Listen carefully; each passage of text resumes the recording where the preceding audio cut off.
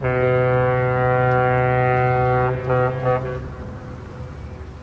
dear sister, Margaret, I started this journey with a desire to tread a land never before imprinted by the foot of man, and I have not yet lost sight of that goal. Unfortunately, I haven't had much worthy company among my fellow sailors. Hopefully, things will get more interesting around here. Sincerely yours, Robert Walton.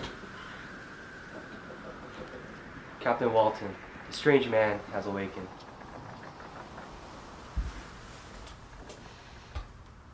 You're awake? Before I come board your vessel, would you do me the kindness of informing me whither you are bound? We're on a voyage of discovery towards the north. We intend to seek knowledge. I desire to learn why the poles are magnetized as they are. But why have you come so far on the ice? To seek one who fled from me. You seek knowledge, as I once did. And I ardently hope that the gratification of your wishes doesn't become a serpent to sting you, as mine have been. Please, share your story. Unhappy man, do you share my madness? Hear me. Let me reveal my tale, and you will dash the cup from your lips.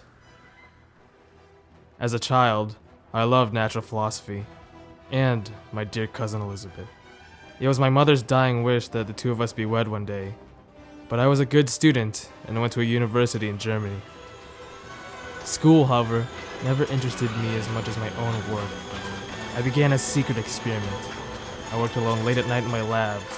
I was going to be the first man to bring life to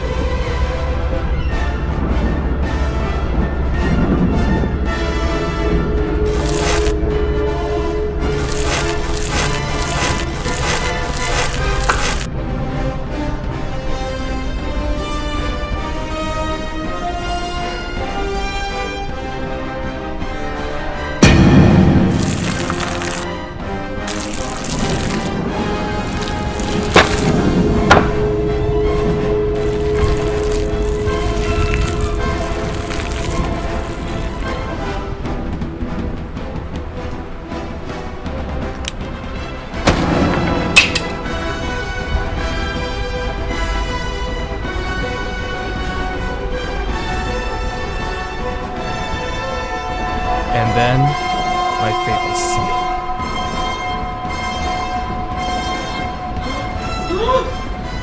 I couldn't tell anyone, and even if I did, who would believe that I created such a monster? My health failed me just seeing the dreadful thing come to life. Thankfully, my dear friend Henry nursed me back to health, but then came a letter that I could have never anticipated. I knew the monster had done it. There was no doubt about it. But I couldn't tell anyone. No one would believe me. I had a chance to tell everyone about that monster when I created him. But now, after murdering my own brother, but that was only the beginning.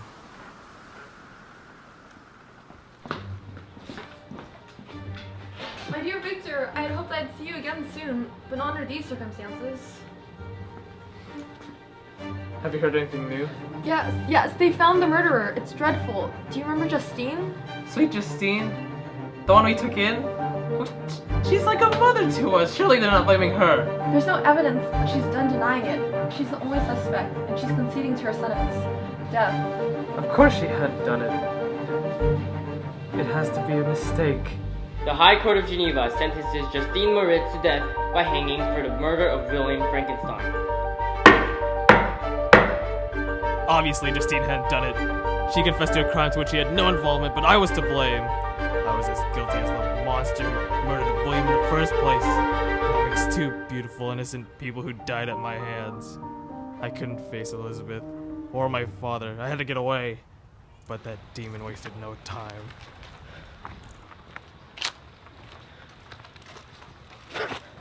I've been waiting for this day, Creator. What do you want from me, beast? Stay away! You've done nothing except turn my life into a nightmare. Calm yourself. Don't you think I could have killed you already if I wanted to? And don't you want to know how I speak your tongue? Let me tell you about the world you bore me into, Frankenstein. My birth, obviously, was not joyous as most. I had no adoring parents or careful doctors. Nobody was there to teach me anything, how to read, to speak, to feel. I couldn't have been more alone.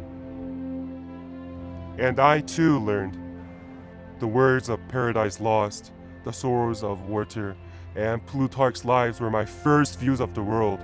And I traveled through those books without leaving my quiet little hiding place near the family. Time passed, and I realized they were quite poor, but I learned also of beauty and companionship. Soon, I mustered up the courage to confront the family which had unknowingly fostered me for so long. The blind man named Delacy was alone. He would not fear me. He could not, because he cannot see me for the hellish creature I was, and explain my good intention to the others. And I now possessed the ability to speak on his terms. I entered. Oh, to be friendless is indeed to be unfortunate, but the hearts of men, when they are unprejudiced by any obvious self-interest, are full of brotherly love and charity. I'm so glad to finally rid of this burden of loneliness, to have finally met you. Oh, child, you must meet the others. They do come home about this hour. Cursed creator, why did I live? Why, in that instant, did I not extinguish the spark of existence which you had so wantonly bestowed? Oh, but in rage and despair, I found an outlet for my wretchedness.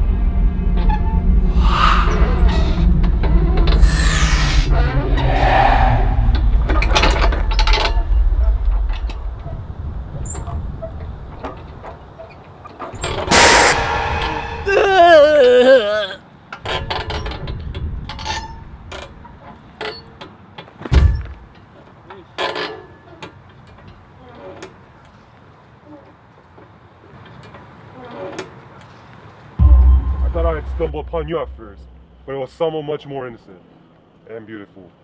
However, I was filled with rage. Here was a young man who had a privilege I would never know.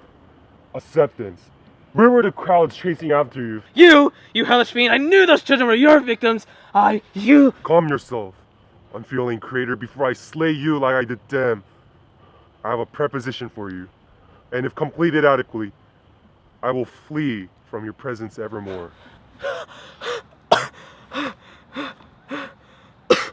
Very well. You must create a female for me, with whom I can live in the interchange of those sympathies necessary for my being. This you alone can do, and I demand it of you as a right which you must not refuse to concede. I do refuse! Shall I create another one of you creatures whose joint wickedness could desolate the world? Be gone! You're in the wrong. I'm malicious because I'm miserable, and only you can put an end to the curse to which I've been born since my birth. Fulfill my request, and free us both from anguish. It shall be done, and it shall be the last I ever hear of you! Now we understand each other. I'll be watching.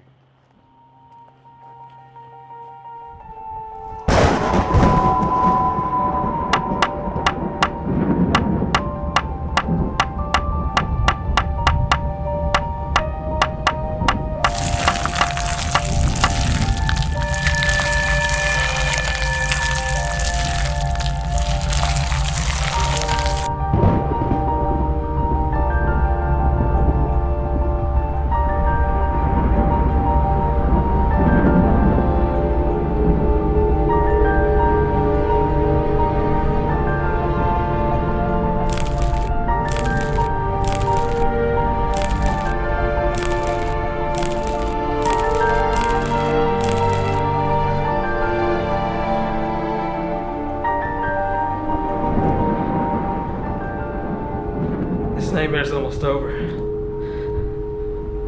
But to unleash another one of these creatures into the world. What if they reproduce? What if they multiply? No! No! No! Slave, you are my creator. I am your master. Obey, do you dare destroy my hopes? Be gone! I do break my promise! Never will ever get another like you! Leave me alone!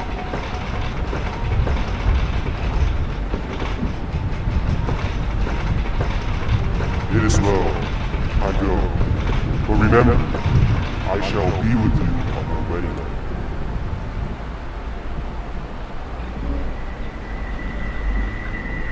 I shall be with you on your wedding night.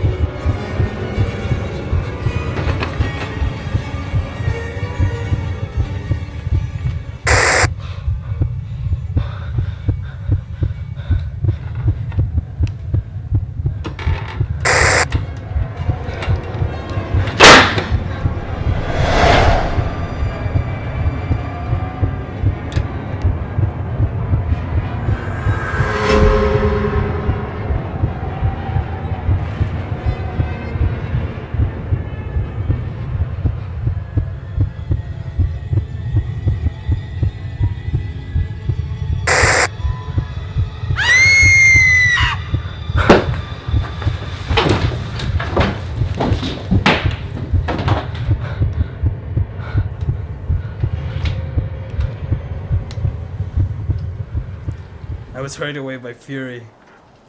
Revenge alone endowed me with strength and composure. It molded my feelings and made me calm and calculating when otherwise death or delirium would be my portion. I followed the monster here, but I can't go on much longer. My soul is tired. Seek tranquility and avoid ambition. And why do I say this? They've already been blasted by my own efforts. Yet another may succeed.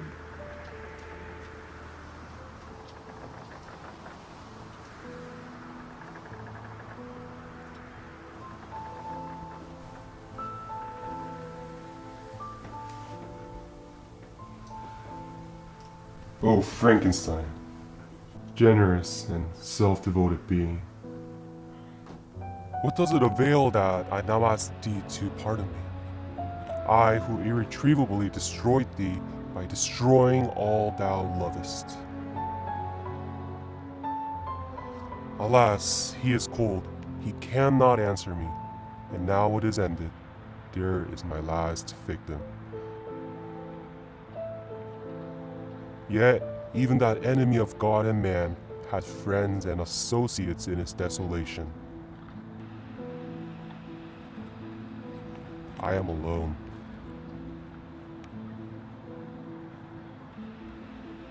Am I to be thought the only criminal when all humankind sinned against me? But soon, I shall die. I shall ascend my funeral pile triumphantly and exult in the agony of the torturing flames.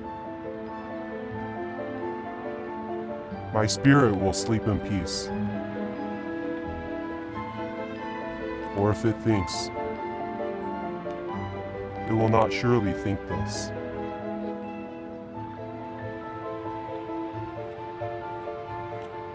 Farewell.